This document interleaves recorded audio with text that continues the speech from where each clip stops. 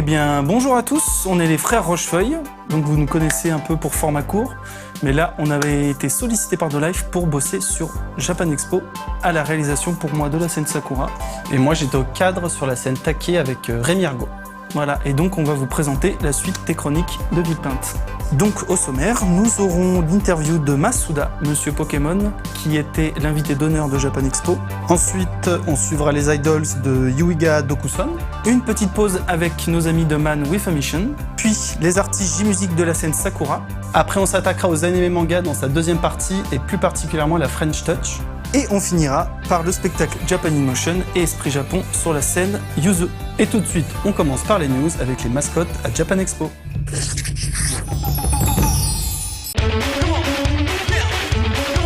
Il y a 2 ans, Funashi la poire magique venait faire l'andouille à Japan Expo. Ses galipettes, ses cris stridents, ses postures impayables et son concours de lancer de pantoufles avec Yoshiki en ont fait un must de cette édition 2014. La même année, Kumamon venait pour la première fois à Villepinte et se payait le luxe de venir fêter l'anniversaire de Sudo Maasa au beau milieu du concert des Belly Q. C'est ainsi que Kumamon et Funashi ouvraient sans le savoir l'ère des mascottes à Japan Expo. Et cette année, c'est carrément la super teuf. 6 mascottes étaient sur place, dont l'infatigable Kumamon, qui représente fièrement la région de Kumamoto. Ses rivaux étaient Melugyu et Melumomo, les vachettes pyriques de la ville d'Oyabe. Kilalin, un adorable calamar luminescent venu de Namelikawa, la probable Nishiko-kun, qui personnalise les tuiles circulaires de Kokubunji, et Shinjo-kun, une loutre équipée d'une guitare électrique venant défendre son patelin Susaki. Toutes se sont affrontées sur la scène Kitsune lors d'un concours bon enfant à base d'imitations d'animaux et de classements à l'applaudimètre. Difficile d'expliquer en quelques mots l'attrait et le charme qu'exercent les mascottes sur le peuple japonais. Ils les appellent les Yurukiara, c'est-à-dire les personnages aux costumes amples, souples et flottants. Les mascottes accompagnent le citoyen japonais dans toutes les occasions de la vie. Les chaînes de resto ont leurs mascottes, les banques ont chacune leur mascotte, les trains ont leurs mascottes, même la police a la sienne. Et bien évidemment, chaque région met un point d'honneur à avoir sa propre mascotte, souvent inspirée des spécialités locales. Elle crée un lien, une ambiance sympathique et bienveillante entre les habitants du Japon et leurs diverses entreprises et institutions. C'est ce phénomène, dans toute sa complexité et dans toutes ses implications économiques, qui est analysé dans le documentaire Le Bal des mascottes, réalisé par Denis et Julien Menzer. Là, dans le teaser, vous avez pu voir Kumamon, Funashi, Ikonian, qui sont dans les plus connus. Mais en fait, au Japon, il y en a énormément. Coproduit par CEFA, ce doc de 26 minutes a été diffusé en avant-première sur le salon et sera vraisemblablement diffusé à la rentrée sur No Life.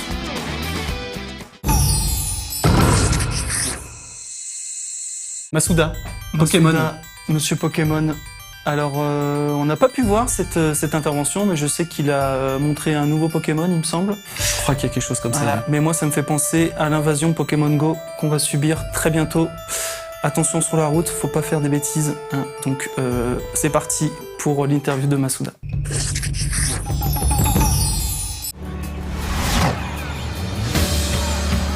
Si un sentiment familier vous a traversé à la vue de la folie phénoménale occasionnée par la sortie de Pokémon Go, il y a de fortes chances que vous soyez un désormais vieux de la vieille, témoin de l'arrivée tout aussi phénoménale de Pokémon version rouge et bleu en France. L'engouement déclenché par le dernier Pokémon sur smartphone rappelle en effet quelques jolis souvenirs datant de 1999. Mais quelques jours avant que des joueurs du monde entier redécouvrent la série et se mettent à investir les rues armés de leur téléphone portable, un certain Masuda Junichi était de passage à Paris, ou plus précisément à Villepinte, pour présider une masterclass devant le public attentif de Japan Expo 17e Impact.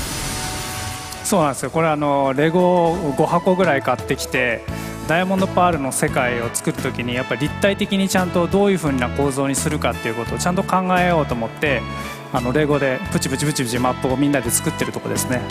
Invité d'honneur du salon, Masuda est aujourd'hui directeur de Game Freak. Tour à tour compositeur, programmeur, superviseur et producteur, l'homme à qui l'on doit les musiques les plus inoubliables de la série Pokémon a enfilé de multiples casquettes au sein de sa carrière. Un dynamisme permis par le fonctionnement très fluctuant d'une petite structure que Masuda a directement vu évoluer. もともとは、インディーズでファミコンゲームクインティっていうのを作りまして、それを販売するときに、会社に、しました。代表の田尻とともに、これは会社を作って、その後、いろんな開発をしていこうということで作ったんですけど、平成元年です。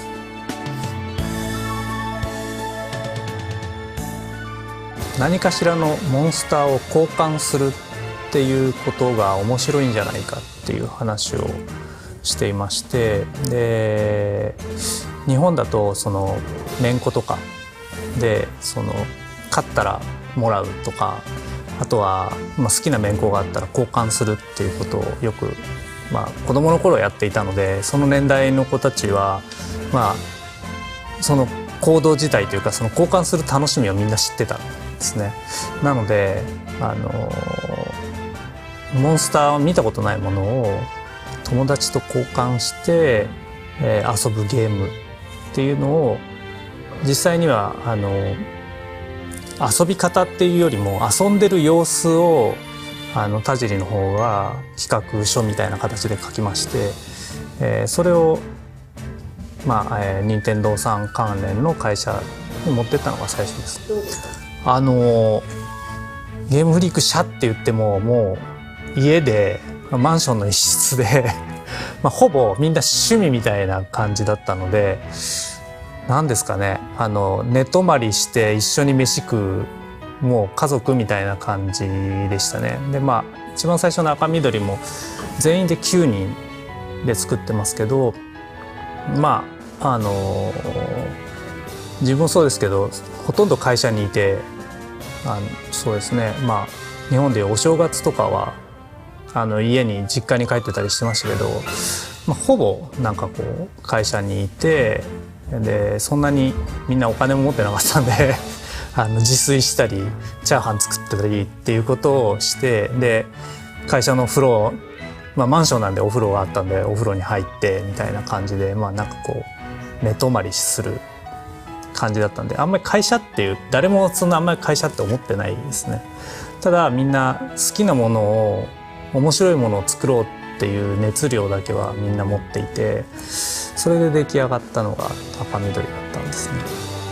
En 2016, un compositeur n'a pas forcément besoin d'avoir des connaissances en programmation pour concevoir des musiques ou des bruitages de jeux vidéo. En 1999 cependant, la frontière entre programmation et composition était plus ténue. Les hardware étant tous très différents, pour réussir à créer des mélodies et des sons agréables à partir des bits passés bruts de la Game Boy, il fallait avant tout maîtriser la console sur le bout des doigts.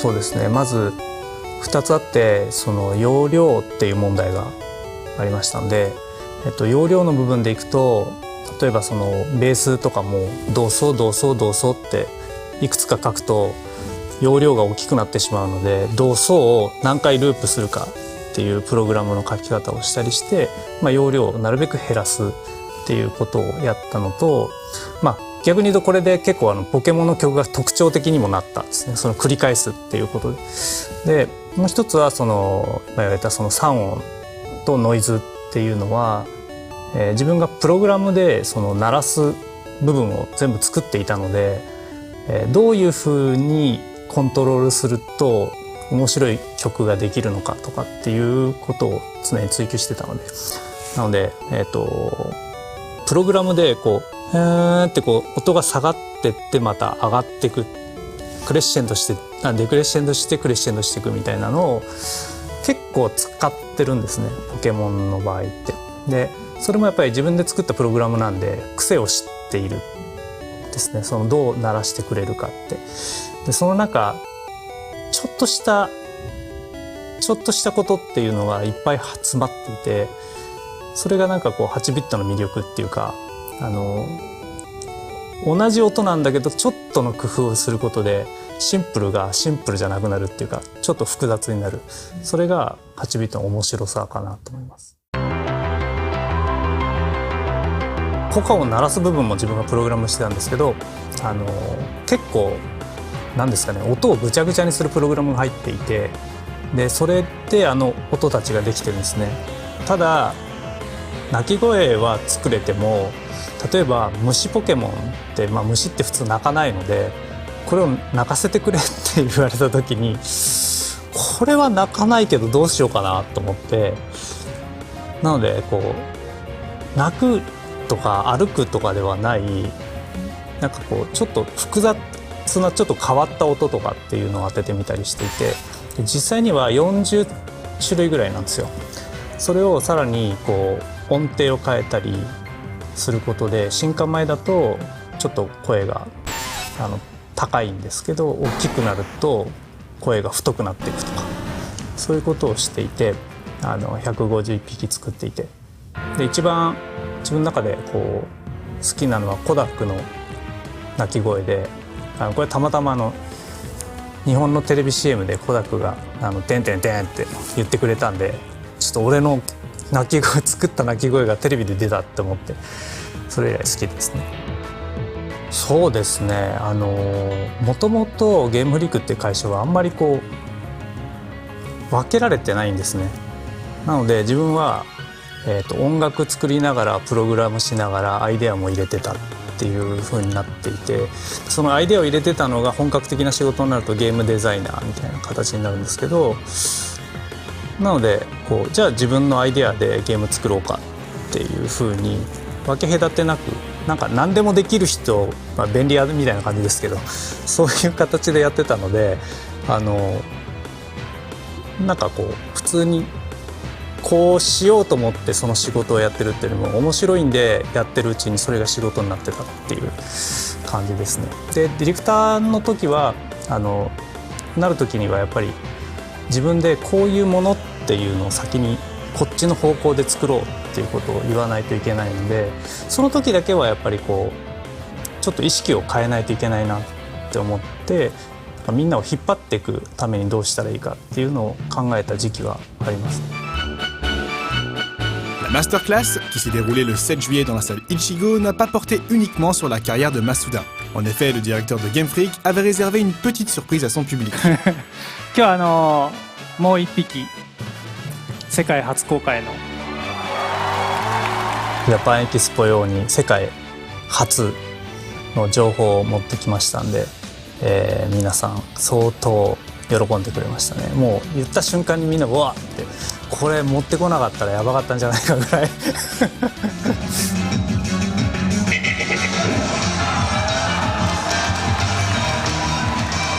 そうですね、今回ちょっとアローラ地方っていうハワイをモチーフにした場所で、4つの島から形成されてるんですね。で今まであんまりそういうことしたことないんですけど、それぞれの島で、どんな新しいポケモンが出てくるのかっていうのをみんなに楽しんでもらいたいなと思って、ちょっと今までといろんな意味で違うところというか、20周年なんでちょっと楽しめる要素というか、そういうものがいくつも詰め込まれているんで、これ楽しみに待っていてください。Pour rappel, Pokémon Soleil et Lune sortira sur 3DS le 23 novembre, 20 ans et quelques mois après l'épisode qui fit découvrir Pikachu, Game Freak et Masuda Junichi au monde entier.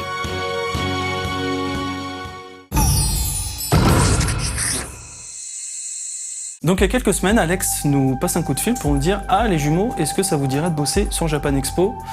Moi sur la réal de la scène Sakura et Vincent, et moi au CAD sur la scène Take. Donc nous on saute de joie, on dit yes. Et donc arrivé le jour des répètes, le mercredi, j'arrive et on me dit qu'il y a 17 répétitions entre 17h et une heure indéterminée de fin de répète. Donc on a tout enchaîné, tous les artistes, jusqu'à 22h. Beaucoup de boulot, mais j'ai kiffé parce qu'il y a eu une variété de prestations entre de la J-musique, du spectacle traditionnel, du kabuki, enfin on a eu plein de choses traditionnelles japonaises. Donc j'ai adoré. Moi, voilà, c'était parfait. Et toi ? Et moi, contrairement à la scène Sakura donc de Mathieu, sur la scène Take, on avait seulement 4 ou 5 shows par jour, avec de longues pauses entre les événements. Et donc moi, personnellement, j'aurais bien aimé avoir plus de choses à filmer. C'était quand même bien sympa, on s'est quand même bien marré avec Rémi. Et on a par exemple filmé Gaijin Dash de Gamecult. C'était un plaisir de pouvoir collaborer un petit peu à leur émission. Donc voilà. Et donc maintenant, on enchaîne avec le live report de Yuiga Dokuson. Voilà 2 ans que le concours Tokyo Candle permet à un jeune groupe d'idoles de rejoindre la liste des invités à la convention de Villepinte. Se déroulant au Japon sous forme de lives successifs, il voit se confronter des dizaines de groupes indépendants. Après les Luce et Twinkle l'année dernière, les lauréates se nommaient cette année Yuiga Dokuson. そうですね、やっぱりみんな他のどのアイドルさんもガチでやってるので、やっぱり負けたグループはこう涙こぼしたりとかしたので、その中でやっぱりこうプレッシャーはたくさんあったんですけど、自分たちを信じることが大切だったので、越してちょっと有言実行じゃないですけど優勝してよかったです。Yoiga Dokson est un tout jeune groupe formé l'année passée avec 4 membres âgés de 20 à 24 ans. Cet ensemble a publié en début d'année leur premier single, aujourd'hui au nombre de 4. Ils se produisaient vendredi sur la scène Karasu et samedi sur la scène Ichigo.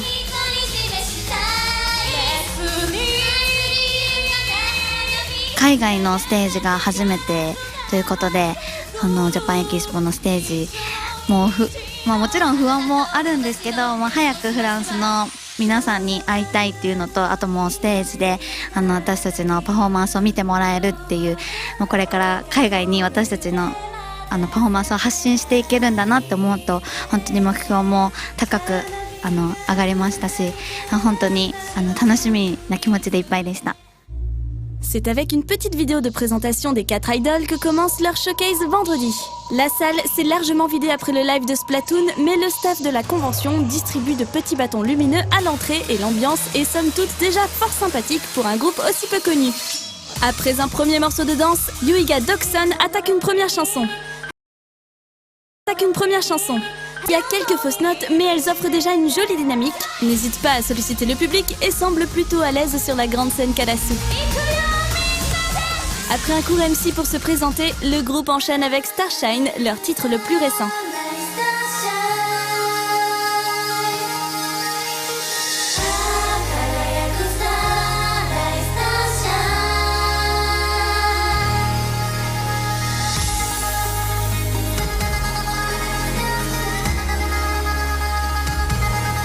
Au milieu du showcase, l'une des membres tente d'apprendre au public une petite chorégraphie. D'abord dans un japonais au débit si rapide qu'il en est incompréhensible. La demoiselle ne se démonte pas et enchaîne ensuite un anglo-japono-langue des signes, autrement dit en langage universel. Un moment assez drôle qui a permis aux spectateurs de danser pendant la chanson. Après une petite dizaine de titres, le showcase se terminera avec le premier single du groupe qui est aussi leur hymne ou chanson thème, Wo la la la, Yoiga Dokson no Tema. Nous tirerons un bilan plutôt positif de cette édition 2016 du concours Tokyo Candle. Yoiga Dokson a fait honneur à ses sélections. Côté Japan Expo, on retiendra la programmation du groupe sur la scène Karasu, contrairement à l'année passée. Une bonne initiative à reproduire, la scène Ichigo n'étant pas la plus adaptée aux contenus musicaux. On reviendra l'année prochaine pour découvrir un nouveau groupe.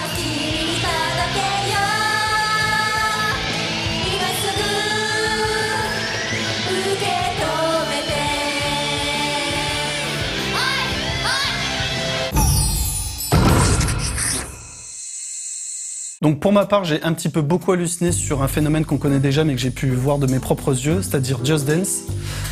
Donc que ce soit sur la scène Take où j'ai filmé 2 shows sur Just Dance et le stand de Epitanim jeux vidéo derrière nous, les gens dansent toute la journée, costumés, bref, ils n'arrêtent pas de danser tout le temps, à n'importe quel moment. C'est vraiment un phénomène de société. Je crois qu'on ne s'en rend pas assez compte pour vraiment le remarquer. D'accord. Bon, on enchaîne avec l'interlude de Man with a Mission. Salut! 恒例のマン・ウィザ・ミッションのコーナーでございます。今回はですね、漫画についてお話ししたいと思います。皆様も漫画大好きですよね。昨日もですね、ウーバーに乗ってたら運転手の方がサスケ is the best とナルトについてずっと喋ってましたね。はい、だってばよってずっと言ってました。はい、本当にナルトを愛してくださりましてフランスの皆様ありがとうございます。私がですねおすすめする漫画、フランスの皆様も多分絶対気に入ってくれると思う漫画一つありますね。The Five Star Stories という長野守さんが書いてる漫画なんですけど、ご存知ですかね。ロボットあり SF ありファンタジーありとですね、もうフランス人の皆様が大好きな要素がいっぱい詰まっております。これですね未だに終わってない漫画でございまして、多分作者終わらせる気がねえんじゃねえかってぐらいの漫画なんですけれども、めちゃめちゃ面白いんでぜひ読んでください。はい、以上マン・ウィザ・ミッションでした。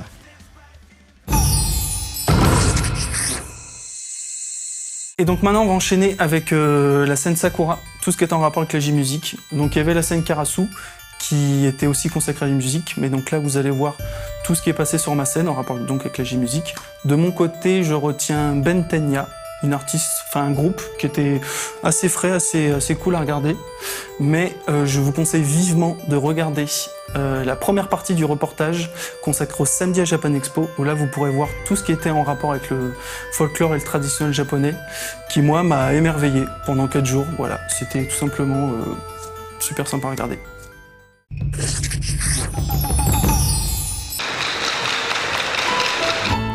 La scène Sakura présente chaque année de nombreux arts traditionnels du Japon. Située au milieu du salon, elle permet aux visiteurs de découvrir de nombreux aspects culturels. Les arts de combat, les mascottes, les danses traditionnelles, mais aussi la musique du Japon. Cette année encore, un large panel d'artistes sont venus interpréter de la musique folklorique ou traditionnelle. Le spectacle le plus marquant de ces 4 jours fut peut-être le Enka Matsuri. En une petite demi-heure, ce spectacle à vocation didactique offrait aux spectateurs de passage une plongée dans l'univers du Enka avec 2 artistes venus spécialement pour ce show, la chanteuse Iwasa Misaki et le trio Hayabusa.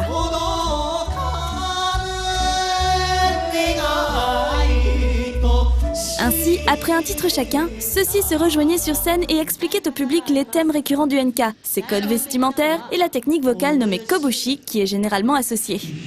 Pour conclure, les 2 artistes interprétaient chacun un titre de leur répertoire, ainsi qu'un morceau en commun. Un spectacle simple et bien produit qui permet de découvrir facilement ce genre qui n'est pas forcément le plus abordable.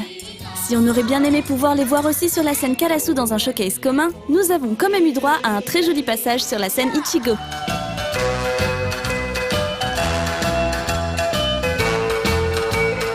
Mizumo est un trio à peine formé depuis quelques semaines pour promouvoir l'univers musical du Enka à travers le monde. Ces 3 jeunes femmes talentueuses nous proposaient de belles mélodies harmonisées à 3 voix et faisaient quelques clins d'œil au public français, notamment au travers de la célèbre comptine « À vous dirai-je maman » dans une interprétation typée Enka et à moitié en français, à moitié en japonais.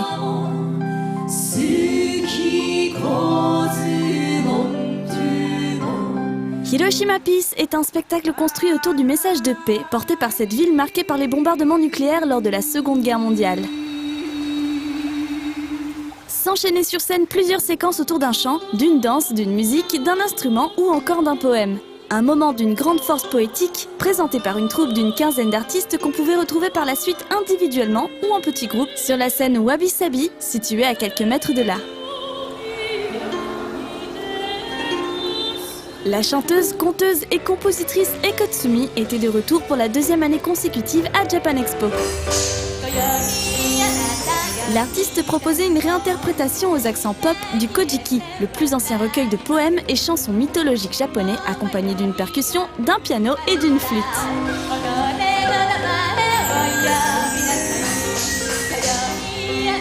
Miho Calligraphe proposait une performance live avec Watcha, beatboxer, et Takahashi Gaho, musicienne au koto. Après un premier morceau introductif interprété par cette dernière, Watcha construisait ainsi lors de ce spectacle un titre par l'ajout successif de boucles musicales interprétées entièrement a cappella. La construction se poursuivait par la fusion du koto et du beatbox, mélange musical original et très réussi. C'est alors que se présentait Miho Calligraphe pour parachever cette performance d'une dernière dimension visuelle et émotionnelle.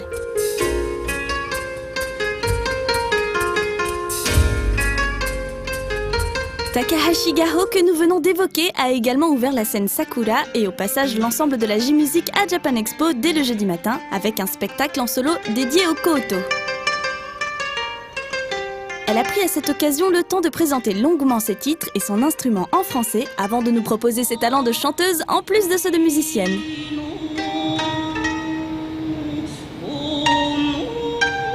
Le Chindonya est une forme traditionnelle de publicité de rue interprétée par une fanfare. Cet art était présenté à Japan Expo par la troupe Bentenya, composée de 5 musiciennes venant de Nagoya, 3 percussions, un saxophone et un accordéon. Ne se limitant pas à des titres traditionnels du Chindonya, la fanfare interprétait des chansons populaires de tout genre et de toutes époques, comme Yellow Submarine, aux Champs-Élysées et jusqu'à l'hymne du club de baseball de Nagoya. Le duo Néo-Ballade proposait son show estampillé folk et techno-rock pour la 2e année consécutive à Japan Expo. Composé d'un percussionniste et d'une chanteuse, il interprétait des chants folkloriques, les minyo, dans une version revisitée originale, à mi-chemin entre un chant aux accents de kobushi, la technique traditionnelle vocale du enka, et une instrumentation moderne mettant l'accent sur la percussion et des boîtes à rythme, le tout accompagné d'une danseuse invitée sur une grande partie du spectacle. Fuka Mariwo était également de retour sur la scène Sakura cette année. Jouant du shamisen, l'artiste proposait notamment ses compositions qu'elle définit comme Nagauta Pop, un mélange entre un chant traditionnel qu'on retrouve plutôt en accompagnement dans le théâtre kabuki et la musique pop pour un résultat étonnant.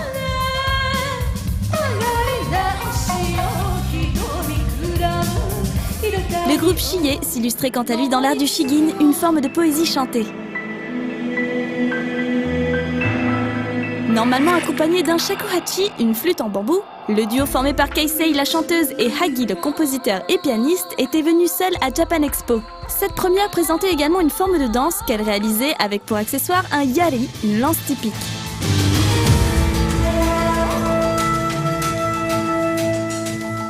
Enfin, l'artiste Miyo conclut cette revue du panel J-Music sur la scène Sakura.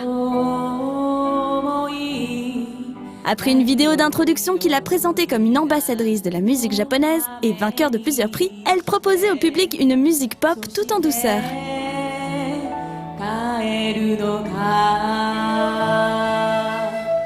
Elle prenait le temps de présenter ses titres au public dans un français très compréhensible qu'elle avait appris lors de ses études, et la traduction de ses chansons en anglais était diffusée simultanément en vidéo. Cette année, la programmation était particulièrement dense, avec une douzaine de spectacles par jour, mais gardait un certain niveau de qualité avec des artistes de nombreux horizons et de belles découvertes à faire.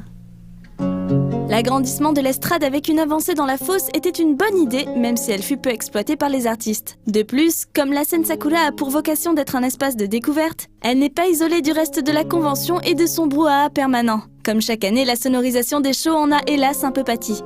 Enfin, on tirera un coup de chapeau aux animateurs, particulièrement dynamiques cette année, et on y retournera volontiers l'année prochaine pour de nouvelles découvertes.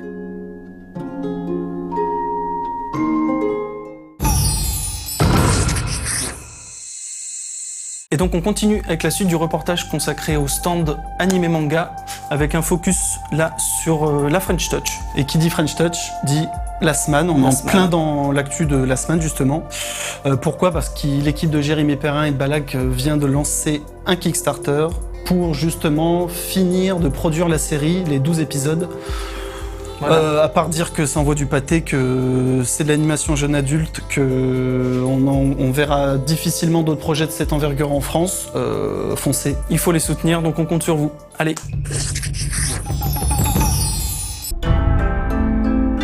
Difficile de faire plus cliché pour commencer que de dire que toute une génération qui a aujourd'hui entre 30 et 40 ans a été élevée pour le meilleur et pour le pire près du Club Dorothée et exposée massivement aux dessins animés japonais.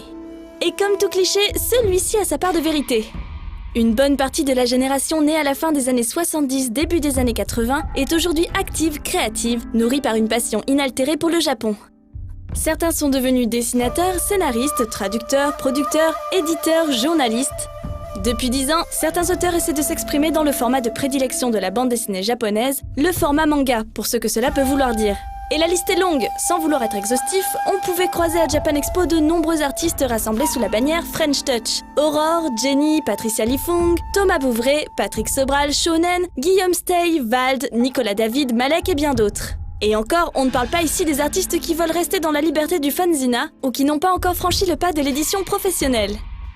Japan Expo mettait en avant cette année une communauté de dessinateurs et d'éditeurs qui a su s'affranchir des frontières culturelles de son pays au travers de plusieurs conférences, d'une exposition dédiée et d'une fresque hommage commune. Les plus audacieux de ces artistes ont pu s'installer au Japon pour se faire une place dans le marché hautement compétitif de l'animation japonaise. Ils ont même lentement contribué à faire changer certaines mentalités. Certaines sociétés japonaises sont désormais activement à la recherche d'artistes internationaux pour certains de leurs projets, comme c'est le cas pour Kaneko Fumio, producteur chez Satellite. 日本人のクリエイターも、才能のあるクリエイターたちと一緒に仕事をしたいと思っています。でもっと、日本に来て仕事をしてくれるクリエイターがいればそれはとても良いことだと思っています。いろんな国のいろんなクリエイターと、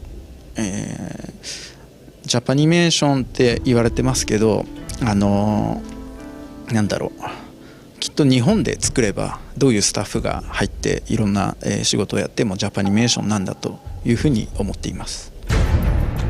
Katsuka reviendra en détail un peu plus tard sur le projet Furan Sujin Connection, mené entre autres par Thomas Romain, Stanislas Brunet qui travaille également au studio Satellite et Eddie Meong.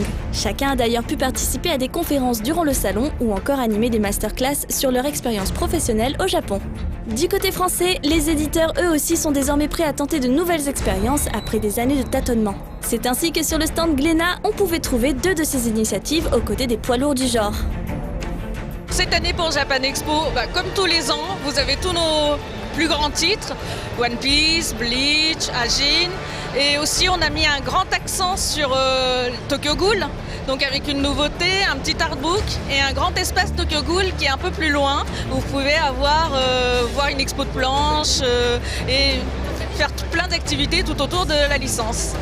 Et également, on a profité de l'occasion pour vous présenter quelques nouveaux auteurs, par exemple Linko, qui est une auteure japonaise qui a fait un shoujo exclusivement pour Glénat. Ayakashi, qui est un nouveau titre de Vanra avec un scénariste Izu, donc c'est une production purement française.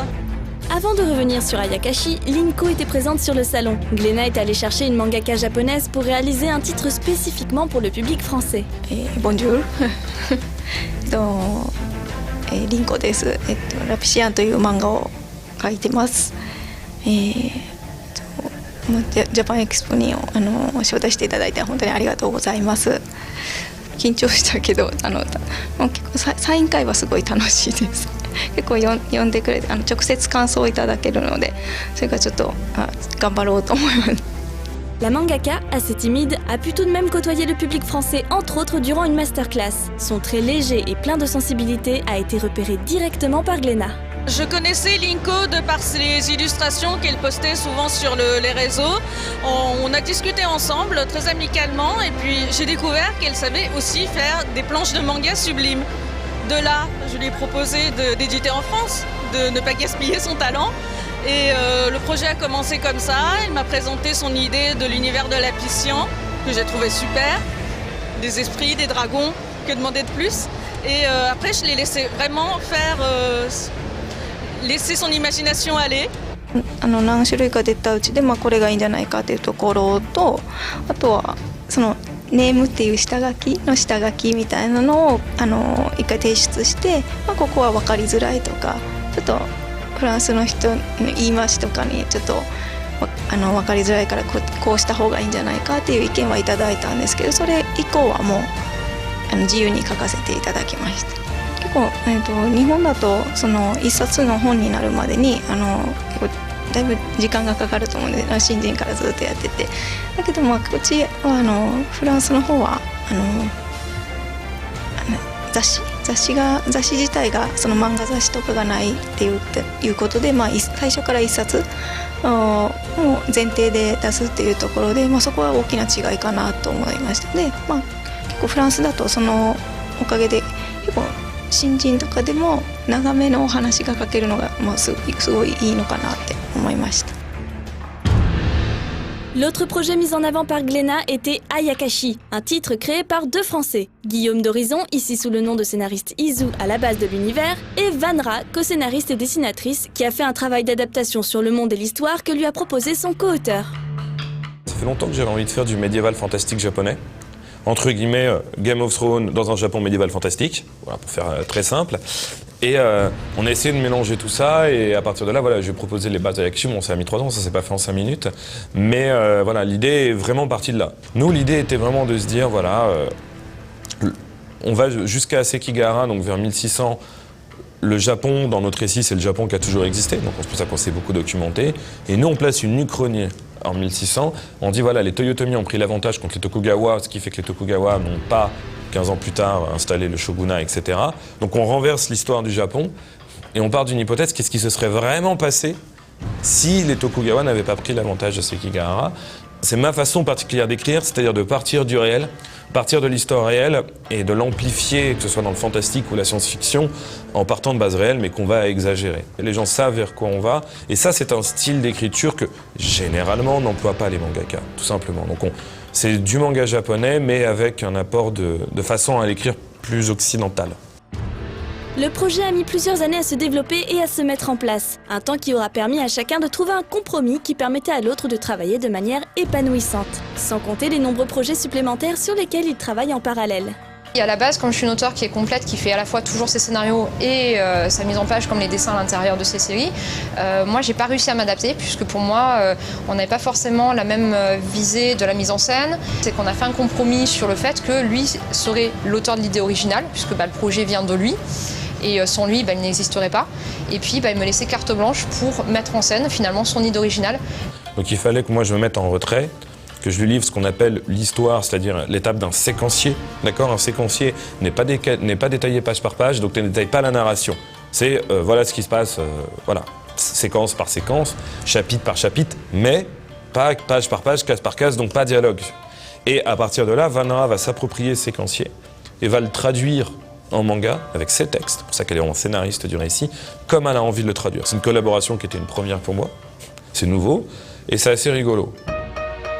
Pour de nombreux auteurs japonais, faire un album en couleur de 46 pages en grand format est généralement une marque de prestige. A l'inverse, cela fait un moment que de nombreux auteurs français veulent faire des albums en noir et blanc, à la narration dynamique et à la pagination conséquente. Et c'est alors qu'un léger problème d'identité qui dure depuis une dizaine d'années survient pour définir ces objets métissés. Chaque auteur a sa manière de concevoir ce qu'il fait, à commencer par Renaud Lemaire, un des vétérans de cette hybridation qui fêtait cette année sur le stand Pika les 10 ans de sa série Dreamland. Moi j'appelle Dreamland mon petit manga, parce que j'ai quand même un rythme assez soutenu et quand je parle avec des auteurs franco-belges en dédicace, j'ai pas forcément le même quotidien, tu vois, je me reconnais pas forcément dans le quotidien et dans la pression et le rythme des pages à fournir. Pas forcément non plus avec les mangakas jap, c'est l'entre-deux, tu vois. Je dis que c'est du manga parce que ça a la pagination, le rythme de parution et le découpage manga. Le graphisme aussi, je pense, c'est quand même plus manga que franco-belge. Et donc voilà. Non, je fais du manga, clairement, c'est pas du tout un format bande dessinée. Après, je fais du manga, mais en étant en France, donc je fais du manga français. On peut appeler ça tout simplement comme ça, je crois. Parce qu'après, si c'était de la bande... Non, je faisais avant de la bande dessinée. Mais bizarrement, quand je faisais la bande dessinée, on me disait tu fais du manga, sauf que c'était 46 pages, c'était en couleur, la narration n'est pas du tout la même et tout. C'est toujours un peu dur de pouvoir se réduire dans des cases. En gros, je me considère comme auteur-réalisateur. Plus je fais de la bande dessinée, plus je me sens auteur de bande dessinée, parce que tu as un vrai rythme, tu es obligé de faire une page par jour, tu es obligé de penser tout en cases et tout. Mais à la base, je me considère comme un réalisateur, dans le sens où je storyboard, je réfléchis en valeur de plan. On fait partie d'une génération qui avons beaucoup mangé du Japon et qu'on a envie de le partager, mais entre nous. Et si je fais un manga, c'est pas pour les Français. Enfin, si c'est pour les Français, c'est pas pour les Japonais. C'est ça que je veux dire. Chacun a donc sa façon de définir son travail. Le salon, pour sa part, les avait tous rassemblés sous l'appellation French Touch. Il est sûrement rassurant pour les auteurs de découvrir qu'ils ne sont désormais plus seuls et qu'il existe bien une vraie communauté partageant à peu près une même vision. Mais plutôt que de se torturer les méninges à essayer de trouver un néologisme ou une définition parfaite, parfois les expressions les plus simples sont les plus efficaces. Moi j'appellerais ça du manga de création. Aujourd'hui le phénomène c'est pas que des éditeurs font du manga avec des Français. Le phénomène c'est que des éditeurs ils avaient compris depuis longtemps mais pour des raisons multiples ils le faisaient pas, sans doute économiques. L'avantage du manga de création, c'est-à-dire de prendre des auteurs, de ne pas faire de la traduction, ce n'est pas de l'achat de droits à des ayants droit japonais, c'est de prendre des auteurs et de faire de la création. La réalité, c'est que c'est surtout les éditeurs français qui tentent ce genre d'expérience, parce que les éditeurs français de manga sont beaucoup plus puissants que nos compatriotes européens, parce que le marché est plus puissant en France.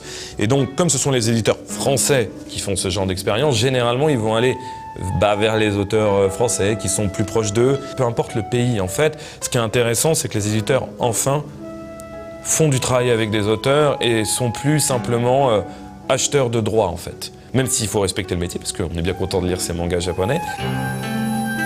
Il y a 10 ans de cela, Renaud Lemaire a essuyé les plâtres de l'édition d'un de ses mangas de création. Conscient de ses erreurs, il est tout de même toujours présent avec la même énergie en 2016. Il y a 10 ans, mais c'était trop tôt. C'était clairement, tu le vois, j'étais pas prêt graphiquement quand on voit l'évolution. Donc du coup, c'est plus que C'était un test il y a 10 ans, il y en a qui ne s'en sont pas relevés, on voit qu'il y en a beaucoup qui ont essayé et donc le public n'était pas encore prêt, donc Pika a voulu tester, c'était clairement du test. Il y a 10 ans, se présenter et faire 200 pages en 7-8 mois, ça faisait peur. Moi, comme je suis pas quelqu'un qui est du monde de la franco-belge, je suis pas du fanzina, tu vois, je dessinais tout seul dans ma chambre, je suis pas quelqu'un qui se pose trop de questions. Donc j'y suis allé, voilà, je suis allé au charbon, ça c'est sûr, je me suis bien fait élaminer, sans comprendre pourquoi, mais au moins ça a permis, c'est ma naïveté qui a fait que j'y suis allé et que j'ai continué, tu vois. Il n'était pas le seul à vouloir raconter ses histoires grâce à ce format. D'autres auteurs attendaient la maturation d'un marché, d'un public prêt à accepter leurs œuvres, tout en continuant leur chemin artistique quoi qu'il arrive. Un vrai shonen en quelque sorte. Quand j'ai commencé à travailler en tant qu'auteur de bande dessinée, c'était il y a plus de 12 ans. C'était en 2002, donc oui, bien plus de 12 ans. Dès le départ, je voulais faire du manga. Parce que j'ai été élevée au Club Dorothée et tous les animés, donc ce que j'aimais, c'était vraiment ce format-là, ces histoires-là. Mais à l'époque, c'était pas possible pour les auteurs d'être édités parce que le public ne suivait pas, les éditeurs ne voulaient pas prendre de risques. Ce n'est qu'assez récemment qu'ils commencent à sortir un petit peu des sentiers battus. Donc enfin, j'ai pu signer au format manga et enfin, je peux faire ce que j'aime. En retombant dans les mangas, je me suis dit, mais c'est ça, c'est ce format-là que je veux essayer.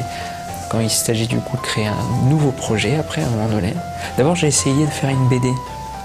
Qui s'appelait Anatori, qui était une BD très influencée manga, mais c'était encore un format BD. Je me suis trompé, je pense, en le faisant, parce que j'avais toutes les influences Japon, Japanime et tout, mais pas le format qui allait. Du coup, 46 pages, c'était pas assez. Après cet échec, je me suis dit, bon, j'ai raté mon coup, j'ai pas eu assez de place pour raconter ce que je voulais. Avant de m'arrêter, je vais faire un vrai manga. Et voilà. Ça marche mieux. Pour Tony Valente, cela marche même tellement bien que son titre Radiant est également édité au Japon aux éditions Asuka Shinsha. Il aura fallu 10 ans d'évolution et de tentatives diverses pour que les influences soient finalement digérées à différents niveaux. 10 ans pour que les conditions se réunissent afin que ces auteurs puissent enfin s'exprimer de la manière qu'ils souhaitaient. L'évolution s'est faite, c'est ça qui est bien avec Dreamland et qui fait, enfin bien, c'est le bilan que j'en tire, c'est l'évolution d'un auteur, d'une série, d'un éditeur, d'un lectorat et d'une mentalité, quoi. Ouais, c'est beau.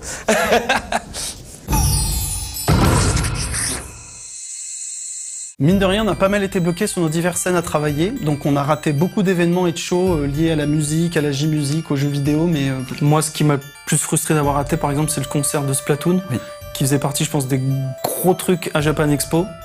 Et bien évidemment, on a aussi raté le spectacle Japanimotion Esprit Japon sur la scène Yuzu qu'on regarde maintenant. Depuis quelques années, la chaîne japonaise TSS, productrice de Japanimotion, organise à Japan Expo un événement spécial pour les spectateurs qui les suivent sur No Life ou tout simplement sur Noko, l'émission étant en accès gratuit depuis toujours. Cette année, l'émission Esprit Japon, produite par la chaîne BS Fuji, fait aussi partie du show. C'est en effet Shirakami Michihiro, créateur de Japanimotion, qui est également le créateur et producteur de Esprit Japon. L'idée est de mettre sur scène des artistes à la fois présents à Japan Expo et liés d'une manière ou d'une autre à ces deux émissions diffusées sur No Life dans un spectacle présenté par Suzuka et Noella. Salut tout le monde! Vous allez bien? Bien évidemment, Umi-kun, la révélation qui a donné cette année un souffle nouveau à Japanimotion, était présente du début à la fin de l'événement. C'est à lui que revenait l'honneur d'ouvrir le spectacle avec son titre Otaku Washoi, actuellement générique de fin de Japanimotion. Le groupe Man with a Mission se prêtait également de bonne volonté à l'exercice et participait à un petit jeu de questions-réponses qui permettait de cerner un peu la personnalité de chaque membre de la meute. Est-ce que la réaction du public dépend du pays? Puis, les Cheeky Parade sont également venus participer au show en répondant à un quiz vidéo enregistré à l'avance par Shinkawa Yua, la présentatrice de Esprit Japon. Enfin, Sébastien Ruchet est arrivé par surprise pour participer à la remise des prix du concours manga organisé par la région de Tottori. Wilfried Bento pour mon héros. Le premier prix a été remis à Draxkane pour sa planche nommée Une armure héroïque, qui ironise sur l'absurdité des armures portées par les personnages féminins. Il a remporté un voyage au Japon. Le spectacle se termine avec le traditionnel lancer de boules. Le bulle. Les balles. La balle. Le traditionnel lancer de balles donc qui a permis aux spectateurs de remporter les cadeaux offerts par les partenaires.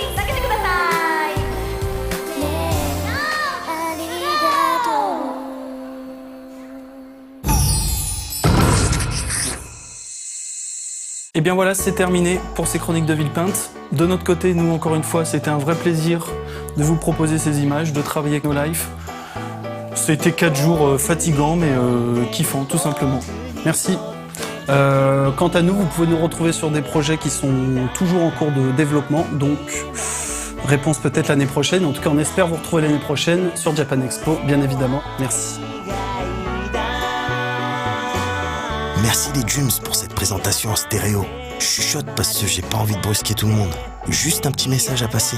Dans la prochaine chronique, on parlera cosplay, no-chan, musique estampillée jeux vidéo avec Kobayashi Saori et le quatuor Jackmo, qu'on avait déjà vu l'année dernière, du Katsuka qui nous parlera de la French Touch, et évidemment, Omi-kun, le youtubeur / tout ce que tu veux, qui était partout.